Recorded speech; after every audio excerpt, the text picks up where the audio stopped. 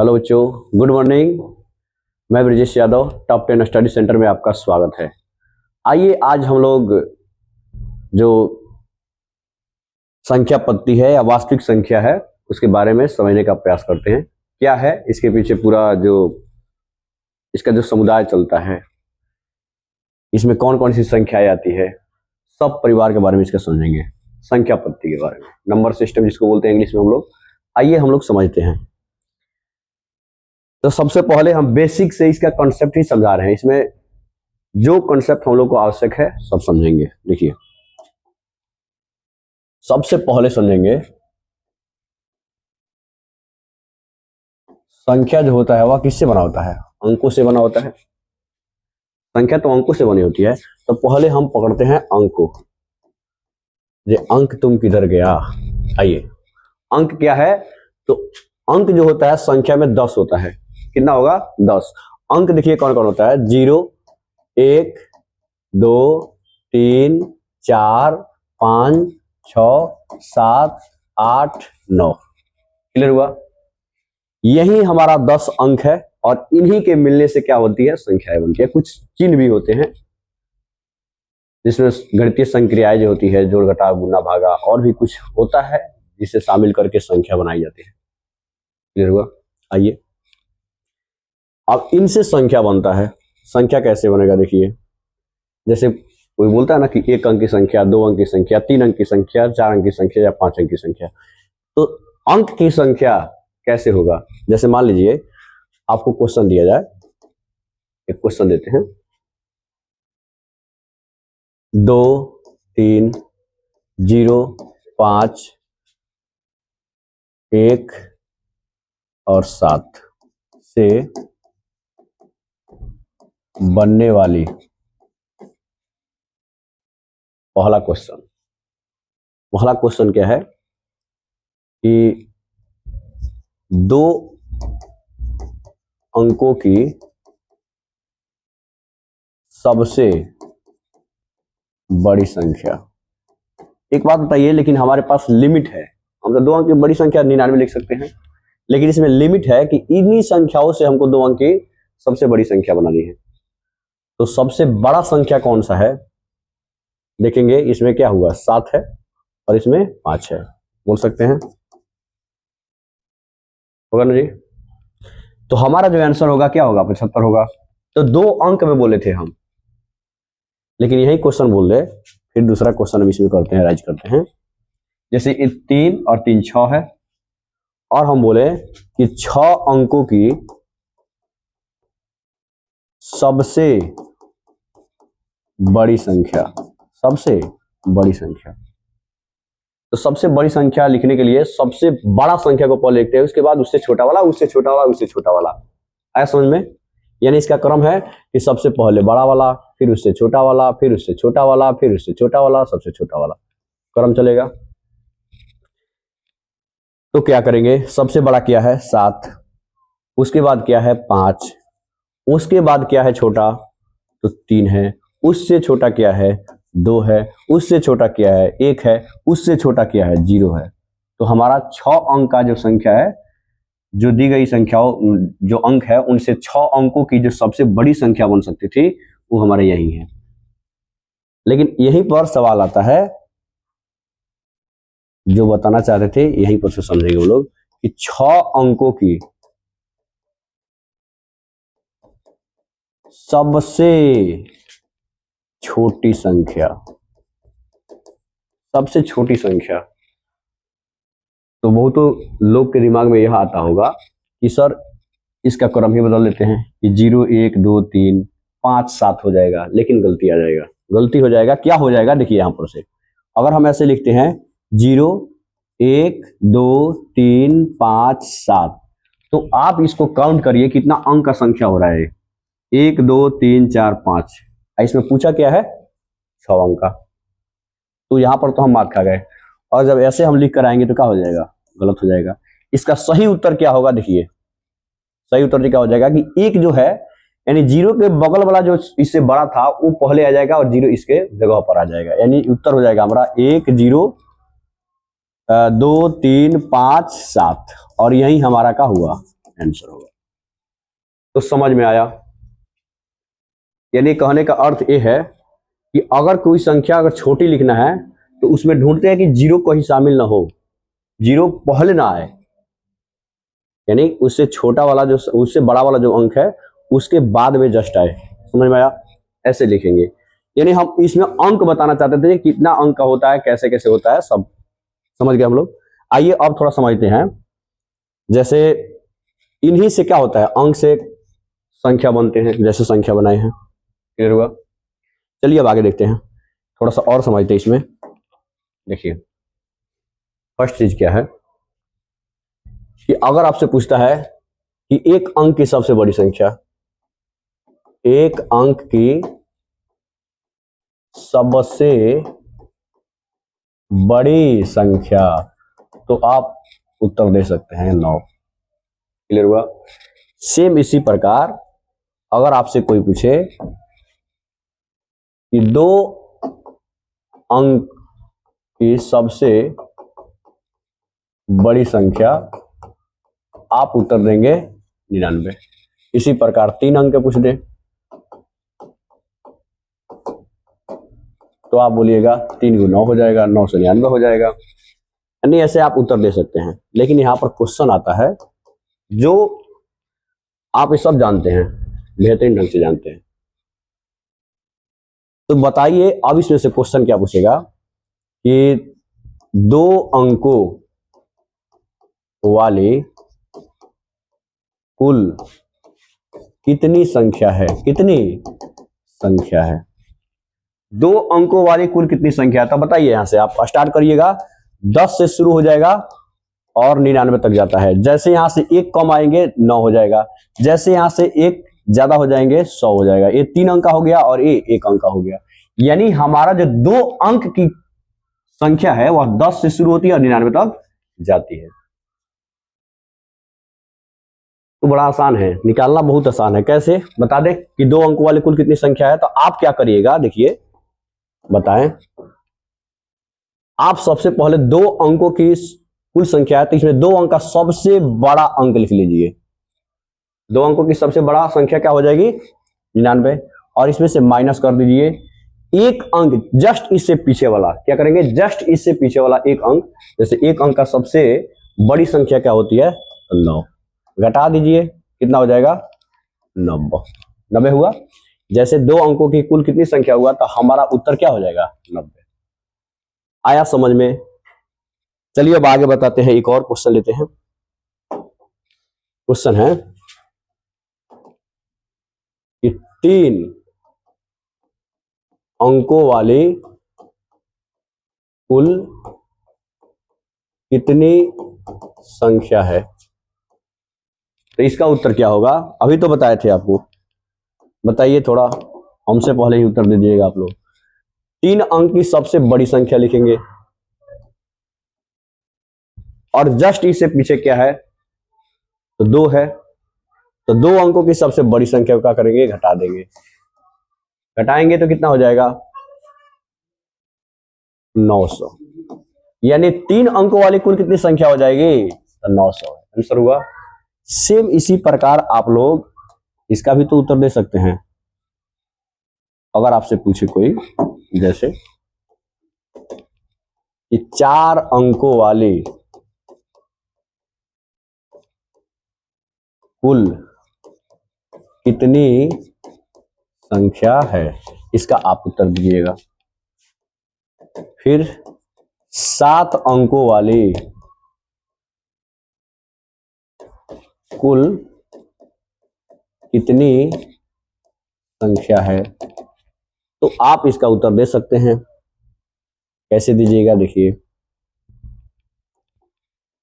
7 अंक का सबसे बड़ी संख्या लिख देंगे, 7 को 9 लिख देंगे, ठीक। और 6 अंकों की सबसे बड़ी संख्या क्या करेंगे, घटा देंगे। तो 1 9 हुआ, 1 9 हुआ, 1 9 हुआ, 1 9 हुआ, 1 9, घटा देंगे। 9 पर कितना जीरो हो जाएगा, 6 जीरो हो जाएगा।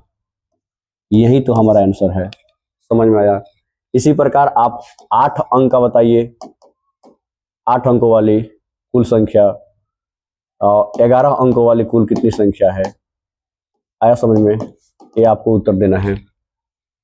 ये हमारा बेसिक जो कंसेप्ट था वो बताया। अभी संख्या से जो मतलब अंकों से संख्या कैसे बनती है उसके बारे में बताए थे। अब आइए आगे बताते हैं, थोड़ा चलते हैं आगे की ओर।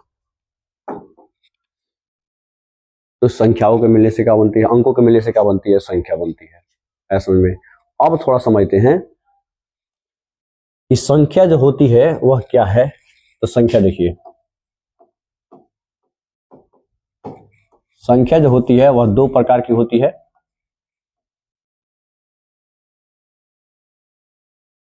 एक होता है वास्तविक संख्या, क्लियर हुआ? एक होता है काल्पनिक संख्या।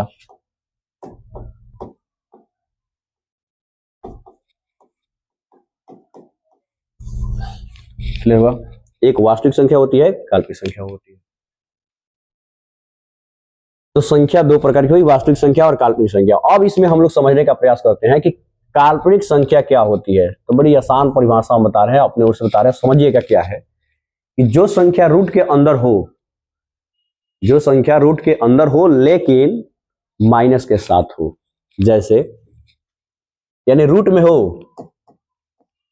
रूट में हो और ऋणात्मक चिन्ह के साथ हो।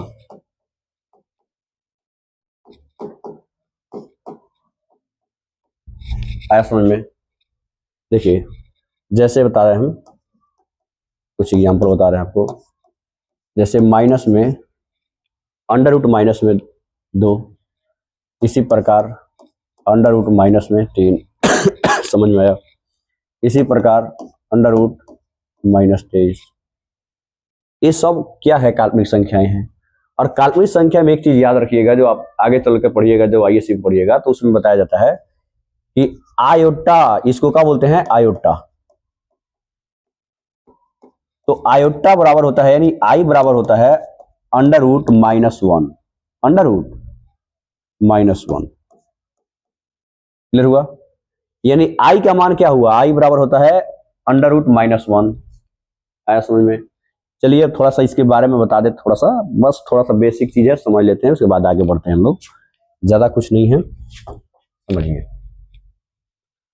अगर आई का मान अंडर रूट -1 है, क्लियर हुआ? तो आई स्क्वायर तो लिख सकते हैं ना जी।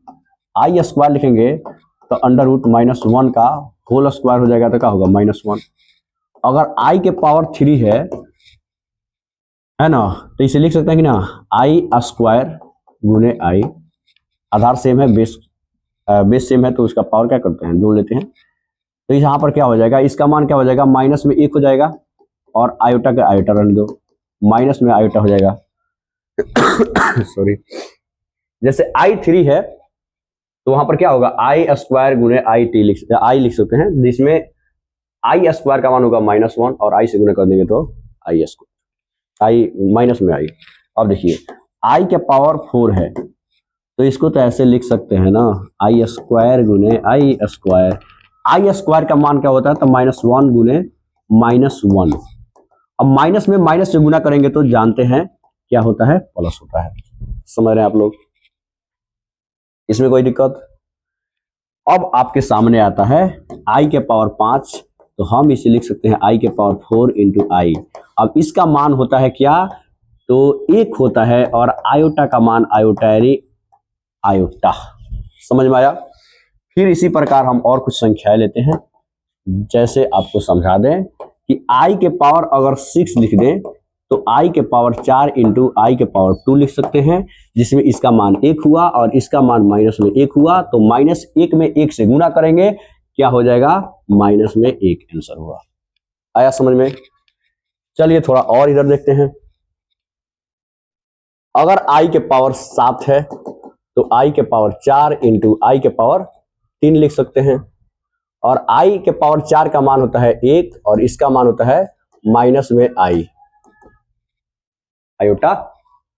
अब गुना करेंगे तो क्या हो जाएगा? माइनस में आयोटा हो जाएगा। क्लियर हुआ?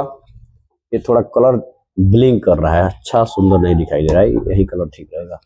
देखिए फिर क्या होगा, आई के पावर अगर कोई 15 बोल दे तो आई के पावर लिख सकते हैं 12 गुने आई के पावर क्या करेंगे तो 3 कर देंगे। अब इसका मान क्या होगा, 1 हो जाएगा, और इसका मान क्या हो जाएगा माइनस में आयोटा। तो क्या हो जाएगा माइनस में आयोटा। एक बात समझ लीजिए, यानी आई के पावर अगर 4 के गुणा में है तो उसका मान हमेशा 1 होगा। ये बेसिक चीज है हमारा, बस इसको समझिए। अब जैसे कुछ संख्याएं दे दें, जैसे कह दें कि 2 रूट आयोटा के पावर 7 गुना 5 रूट 2 आयोटा का पावर 9।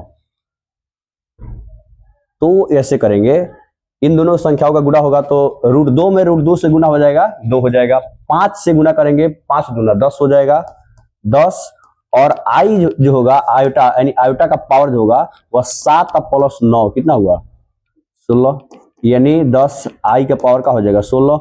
और अभी तो बताए हैं कि आई का पावर अगर 4 में आता है तो उसका मान क्या हो जाएगा 1।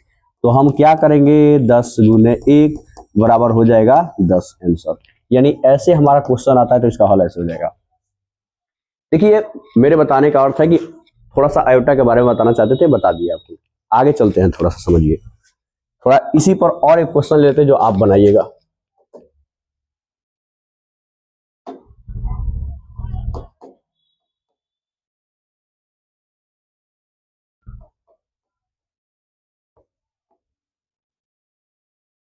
आप लोग बोलिएगा कि सर अपने तो हल्का बनाते हैं, हम लोग को भारी दे देते हैं।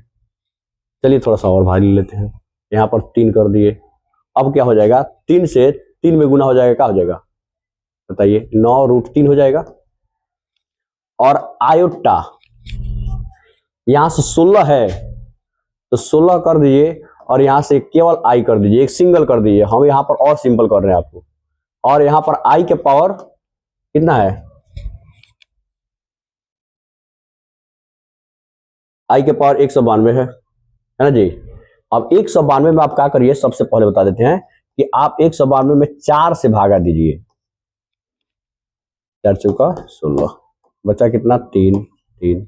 अब क्या करेंगे फिर, आप पढ़ सकते हैं 8 चौका 32, क्लियर हुआ। बच गया क्या, पावर में 1 बचा ना।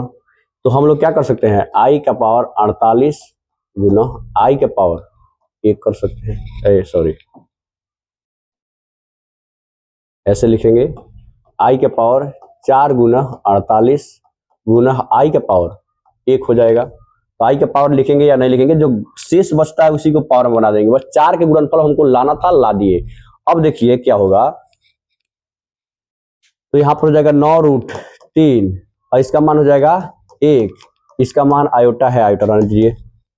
इसके पावर में 4 है तो निश्चित है इसका मान 1 हो जाएगा, और आयोटा का पावर 1 है तो 1 लिखेंगे या नहीं लिखेंगे कोई दिक्कत नहीं है।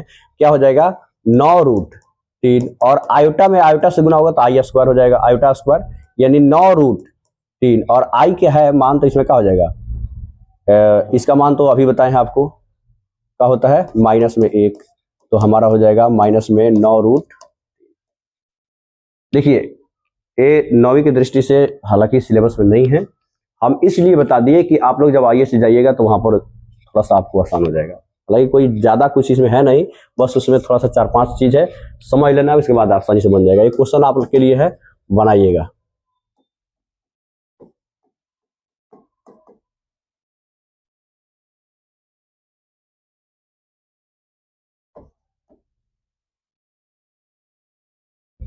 ठीक, एक और क्वेश्चन देते हैं।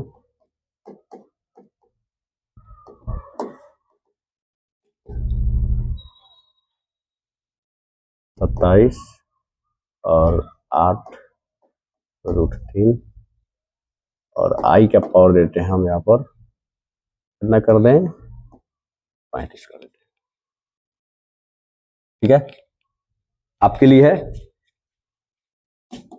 आप इसको बनाकर और कमेंट में मैसेज करिएगा क्या आ रहा है आंसर आपका। ठीक, आइए थोड़ा अब आगे समझते हैं हम लोग।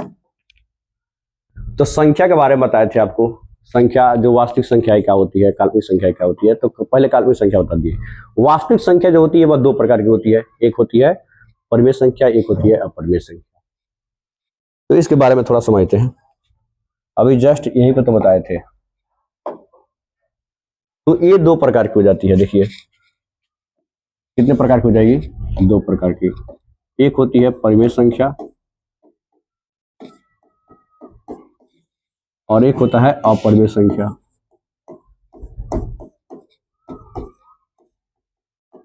क्लियर हुआ? तो हम सबसे पहले फिर अपरिमेय संख्या पर ही भिड़ जाते हैं। परिमेय संख्या आप देखेंगे बाद में, पहले अपरिमेय संख्या को ही समझते हैं। देखिए अपरिमेय संख्या में मुख्य रूप से क्या हो जाएगा, जो चिन्हित कर रहे हैं उसको याद कर लीजिएगा, क्योंकि एग्जाम के दृष्टि से पूछता है सवाल। जैसे देखिए फर्स्ट क्या आता है, जो रूट में हो, रूट में हो और न टूटे,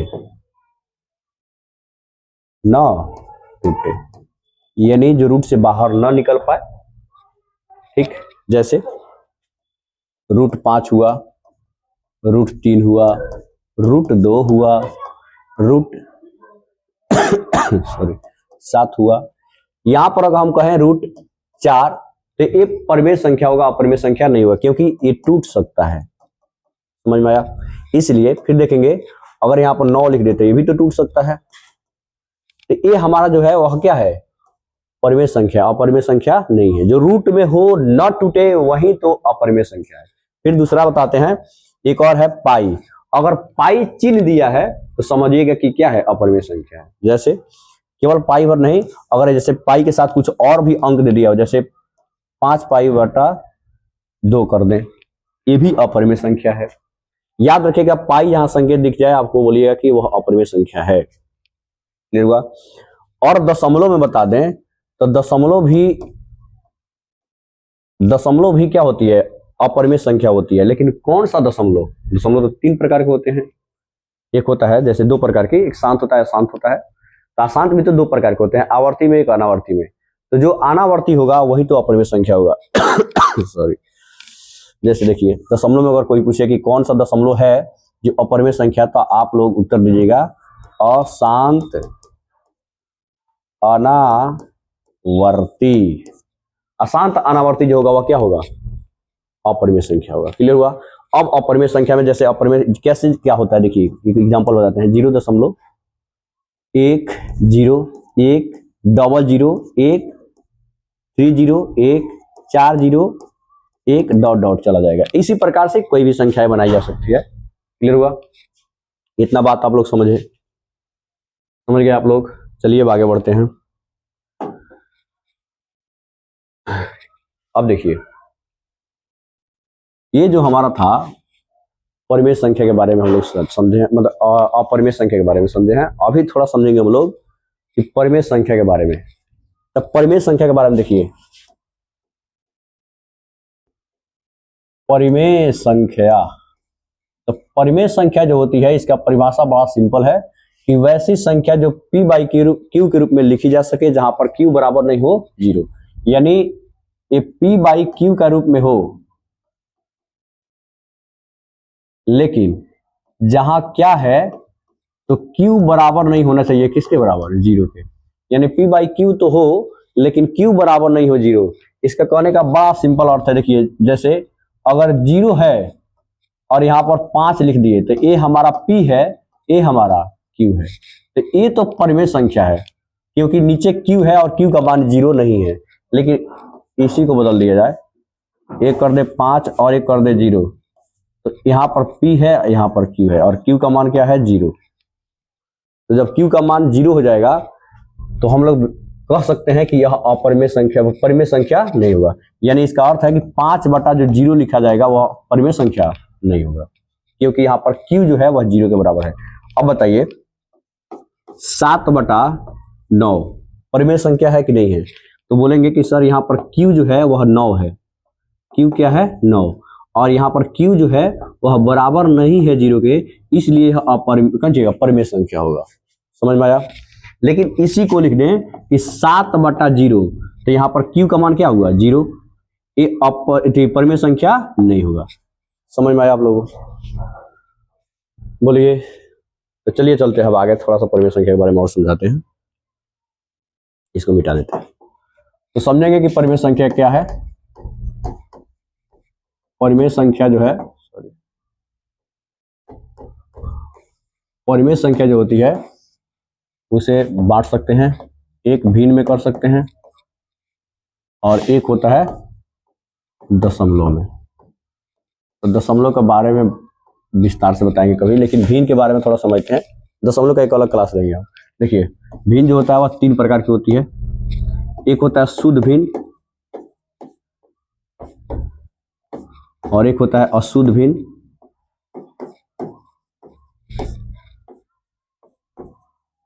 और एक होता है मिश्रित भिन्न।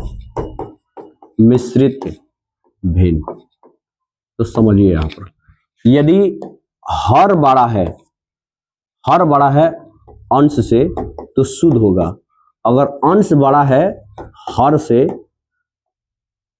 तो अशुद्ध होगा। और यहां पर अलग कहानी होता है, जैसे बता दें आप लोगों को। देखिए, जैसे 3/5 लिख दिए तो यहां पर P 3 है और Q क्या है 5 है, तो परिमेय संख्या तो है ही। और यहां पर हर जो है 5 है और अंश क्या है 3 है, तो हर तो बड़ा है अंश से, सही है। 7/9 लिख दें, सही है, ये शुद्ध भिन्न हुआ। 13/17 लिख दें, शुद्ध भिन्न हुआ। लेकिन इससे जस्ट उल्टा, जैसे 5/3 लिख दें, यहाँ पर देखिए ऊपर वाला बड़ा हो गया, नीचे वाला कम हो गया। 9/7 लिख दें, क्या हो गया, उल्टा हो गया, अंश बड़ा हो गया हर छोटा हो गया। इसी प्रकार 17/13 लिख दें, ये सब अशुद्ध भिन्न है।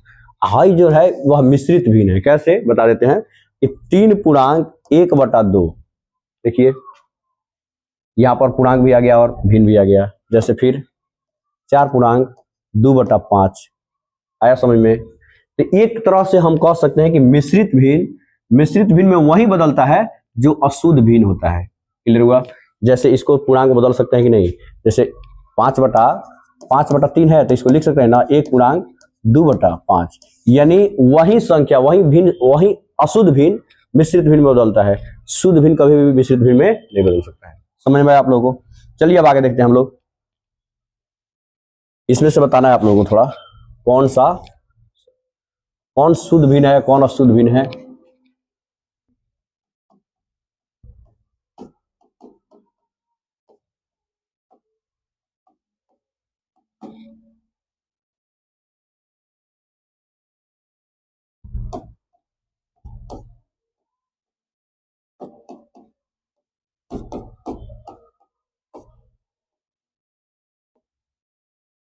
बताना है आप लोगों को, इसमें से कौन शुद्ध है कौन अशुद्ध है, कमेंट करके बताइएगा।